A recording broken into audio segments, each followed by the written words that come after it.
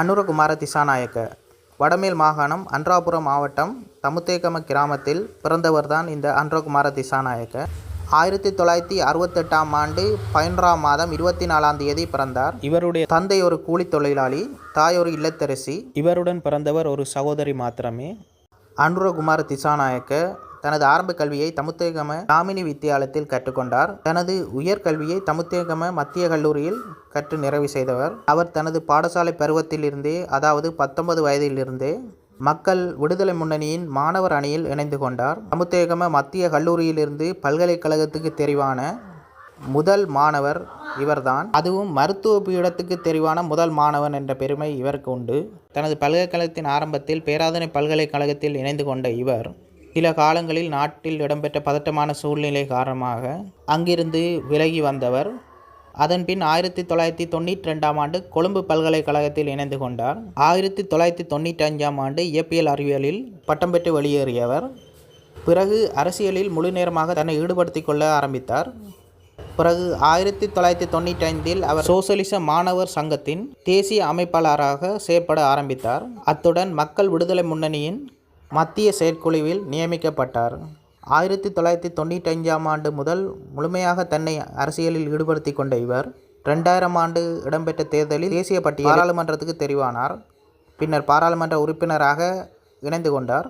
அனுரகுமார திசாநாயக்க பாராளுமன்றத்துக்கு தெரிவாகிய ஒரு வருடத்திலேயே அப்போதைய ஜனாதிபதி பாராளுமன்றத்தை கலைத்து பொது தேர்தலை அறிவித்தார்.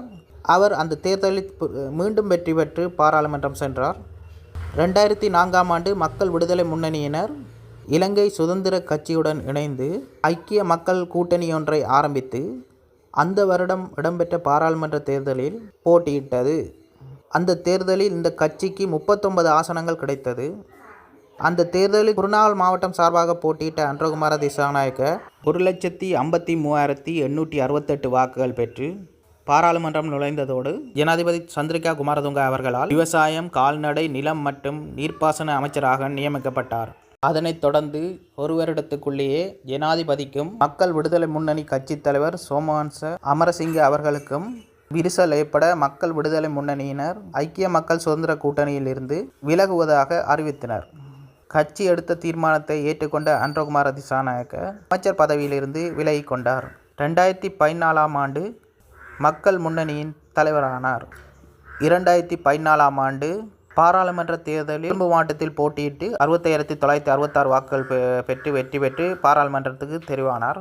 2015 முதல் 2018 வரை எதிர்க்கட்சியின் பிரதம கருடாவாகவும் பணியாற்றினார். 2019ஆம் ஆண்டு தேசிய மக்கள் கட்சி என்ற கட்சியை ஆரம்பித்தார். 2020ஆம் ஆண்டு பாராளுமன்ற தேர்தலில் கொழும்பு மாவட்டத்தில் போட்டியிட்டு 2020ஆம் ஆண்டு கொழும்பு மாவட்டத்தில் தேர்தலில் போட்டியிட்டு 49,814 வாக்குகள் பெற்று பாராளுமன்றத்துக்கு தெரிவானார்.